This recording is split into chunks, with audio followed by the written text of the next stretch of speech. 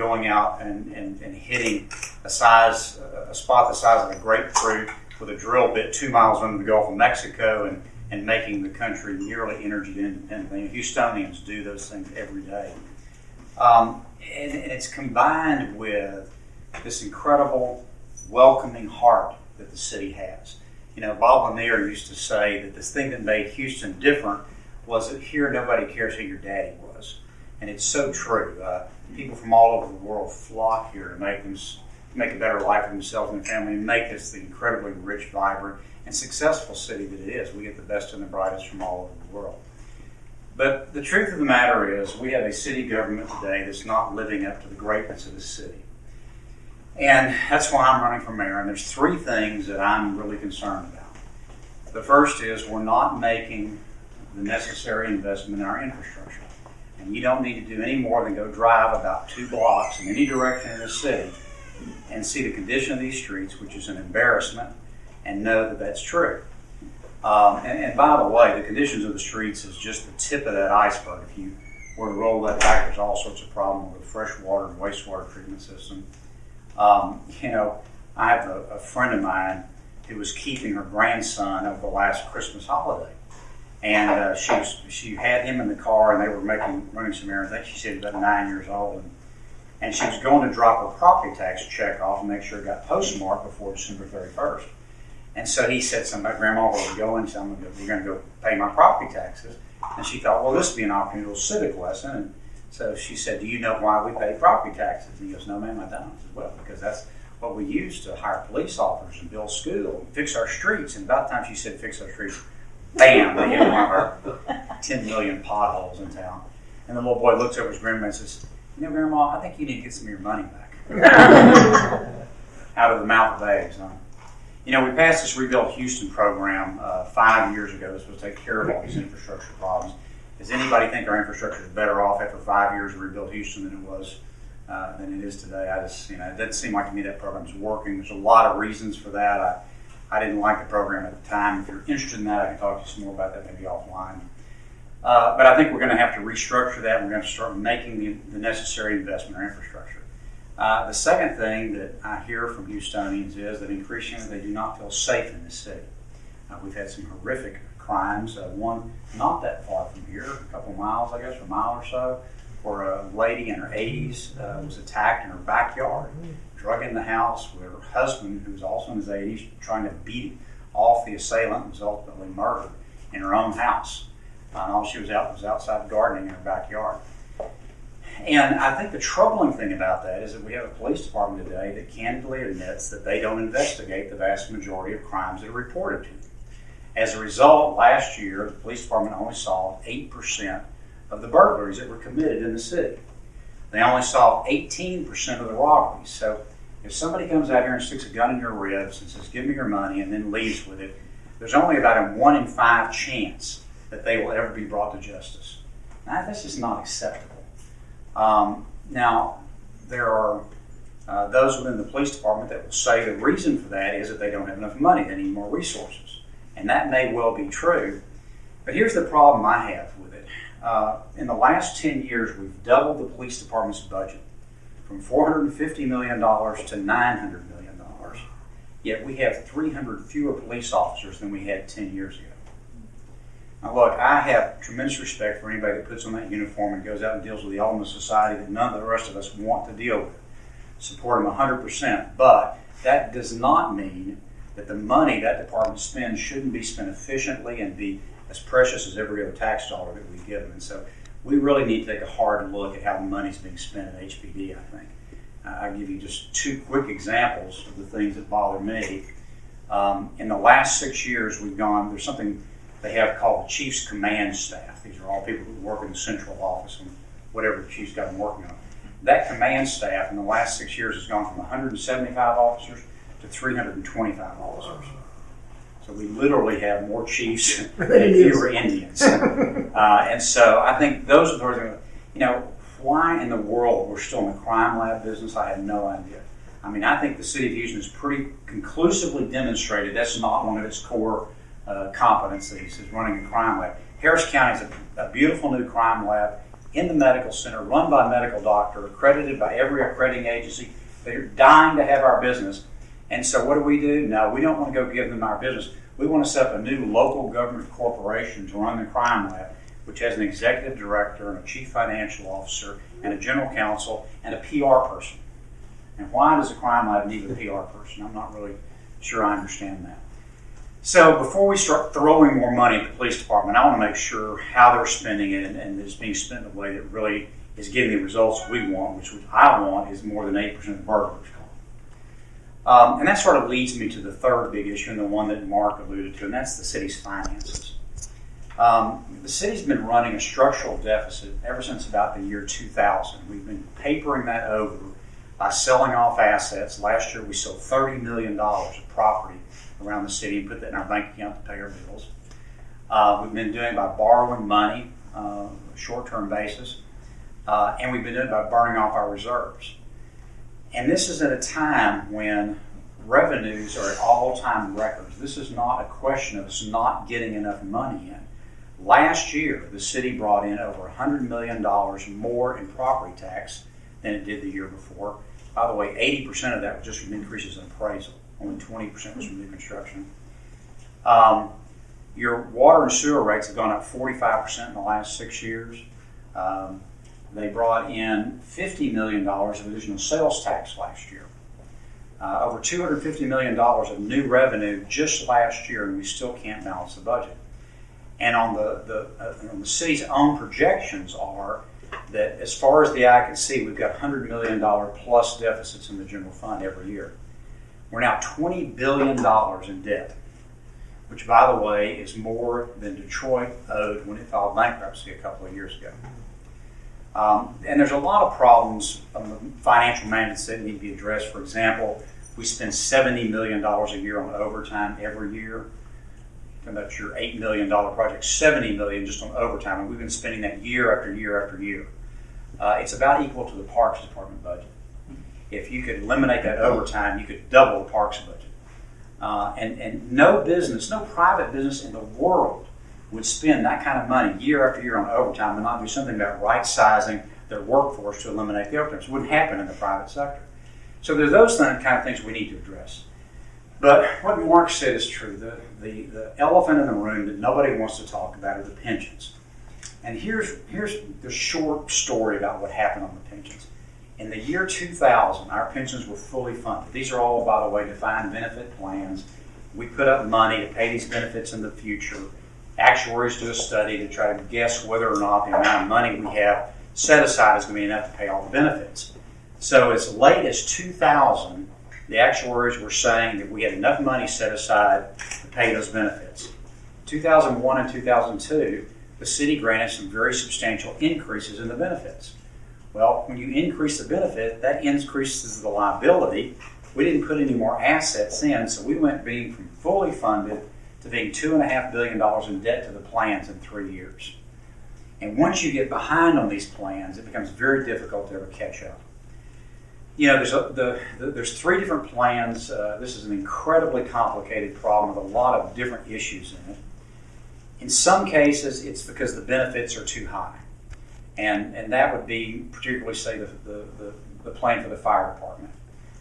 In 2013, the employees that retired from the fire department, there were about 75 that retired with 30 years more service. The average age was 54. Okay, so these people retiring at 54. The average benefit was a lump sum distribution of $750,000 plus $55,000 a year for their life and for their spouse's life, plus a 3% guaranteed COLA plus subsidized health insurance. The total package is worth a little over $2 million. Now, you know, look, you can argue whether that's fair or not fair. I'm not sure how to judge what's fair and that certain. It's not sustainable. You can't do that. And I promise you, firefighters in the private sector don't have a benefit that's even vaguely like that. On the other end of the spectrum, a solid waste worker's retirement is probably a fifth of that amount. And yet, that plan is actually in worse financial shape than the firefighter plan because the firefighters have the political clout to make sure their plan gets funded, and the poor municipal workers don't have the clout to get theirs funded. As long as you have these defined benefit plans in the public sector, elected officials are not going to fund it. That's just the reality. It's happened every place across the country. We've got to have a plan that moves us towards defined contribution plans at the end of the day. Now, I'm not in favor of changing the benefits that have been earned by our employees. I don't think that's fair. They gave us their service. They can't get those years back. You may argue that our elected officials made a bad deal, but they were our elected officials. And in Texas, a deal is a deal. So I think we've got to live up to the promises that we make to the existing employees. But to continue to make these promises to new employees is irresponsible. It's unnecessary. And ultimately, it will undermine the financial stability, not only of the city, but of the pension plans themselves. I keep trying to explain to my friends who work for the city, you ought to be the ones most concerned about reforming these plans. I have to say I'm not being incredibly successful in making that argument so far. And you look at all these problems. We've got the infrastructure and the finances, and and the crime, and it's a little overwhelming. And but the truth is, these are problems that can be solved. I mean, for the most part, this is about right-sizing our expenditures and prioritizing how we're spending money. Thank God we don't have a problem where revenues are falling or population is falling like there are in a lot of the older cities back east. This is something we can do. It's just a question of us putting our minds to it. Not nearly as hard, by the way, as digging a ship channel 50 miles inland or putting a man on the moon or some of the other things the city has done. So we can do this. But it would also be nice if, I would like for my generation for them to say, not just, well, they didn't screw up. I'd like to say we actually did something positive and added to the incredible legacy of the city. And so things like finishing up the Parks Bayou, this linear park system that's been on the books for 100 years. I'd like our administration to finish that project. Your project you were just telling me about, things like that. I've often wondered also, we have the biggest clinical base in the world in the Texas Medical Center, yet we have relatively little biotech here. And you think about, you got University of Houston, TSU, the Medical Center Rice, you got HCC in there, you got all these education institutions lined up on an axis about 2 miles long. Why couldn't we develop that axis as the Silicon Valley of biotech for the world right here in Houston, so we have another leg of the stool, not just rely on oil? I don't see why we couldn't do that and leave that as a legacy. But here's the thing about government at this level, and this is something that's hard for some people to do. To bring the city together to solve these problems, to increase our legacy, we're going to have to lay aside the partisan and ideological differences that a lot of us carry around.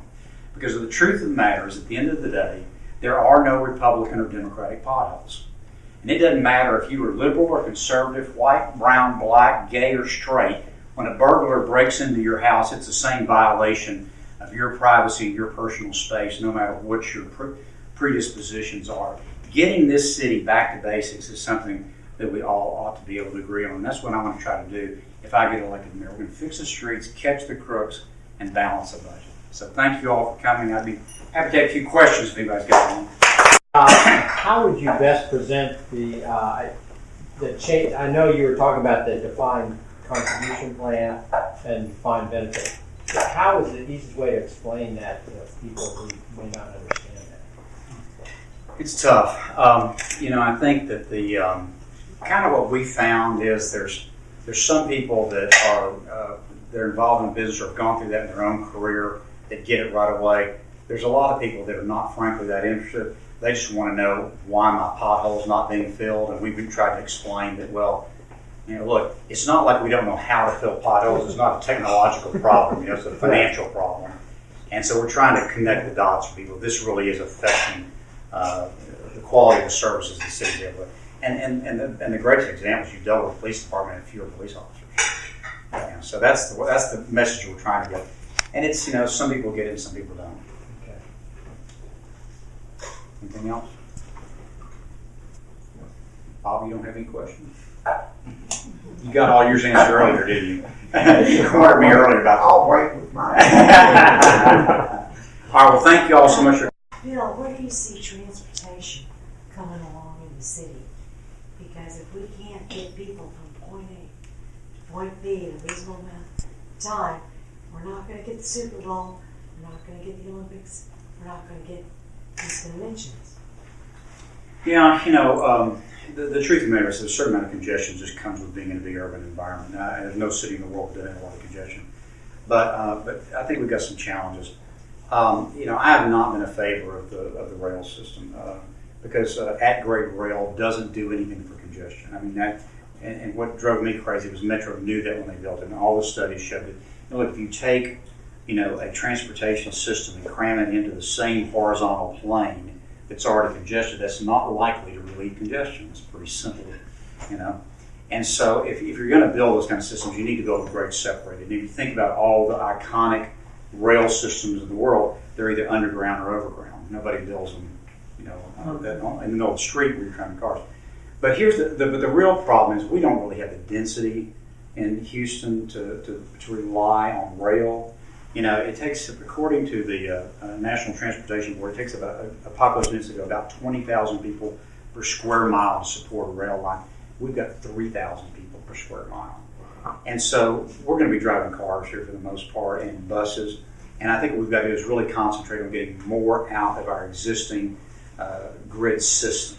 I do think the park and ride system is a great system. I think we need to enhance that. I think we need to work on making the bus service more reliable and more attractive.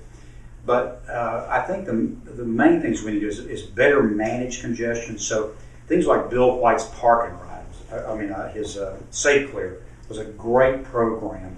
About half the time you get to a traffic jam, it's because there's some incident. It's either construction or a wreck or something's happened. And so I think doing a better job of managing that, doing things like extending left turn lanes, synchronizing lights, these are things that are affordable. We can do it. HGAC did a study of where accidents occur in the region, and they found there were 80 intersections in the region that had a disproportionate number of traffic accidents that occurred at it. And what the traffic engineers tell us is that that's because there's some design problem with those intersections. And if you went back in and corrected those design problems, you would dramatically reduce the accidents, which of course means you got less injuries and property damage, but also you've got less congestion because you have those intersections working better. So I think those are the kind of things we've got to focus on. Here's the other thing that I worry about making a lot of investment in things like rail. We've got this whole new technology of getting transportation on demand. And Uber is the first wave of that, okay? And there's a lot of people that work in that area that think we're going to eventually end up with autonomous cars, and that if people want to own a car, you're going to pick up and hit Uber instead of a person coming up to your house and getting the car. It'll be a robotic car that'll come pick you up. Now that sounds like science fiction, but I'm telling you, there are people in that industry that predict that's what will be 20 years from now. And so I worry about making investments that are going to take us 50 years to pay off. I'm afraid they're going to be obsolete. And I think we really need to be on top of these new technology changes. I tell you, there's a Stanford professor if you go Google this, it does a lecture on this, and he predicts that there'll be no internal combustion engines and a third of the cars in America in 20 years because of solar technology and electric propulsion, and also on basically buying transportation on demand as opposed to owning your own car. I don't know if he's right or not, but it's an interesting concept. What about high-speed rail? There's been some talk about high-speed rail connecting the major cities of Texas. Yeah, I don't know. Southwest works pretty good to me. Look, if they want to do it, they do it with private money, they can do all that. I'm not in favor of public money. Megabuses run well. Mm-hmm. Megabus, I take a bus from Houston to Austin. It's great. It's private enterprise taking me from Houston to Austin. I've had a train wreck in Baltimore, I'm not sure. Or Philadelphia. Anybody got anything else? Will y'all please drink up all Phil's wine? Before we disperse, can we get a group picture? Sure.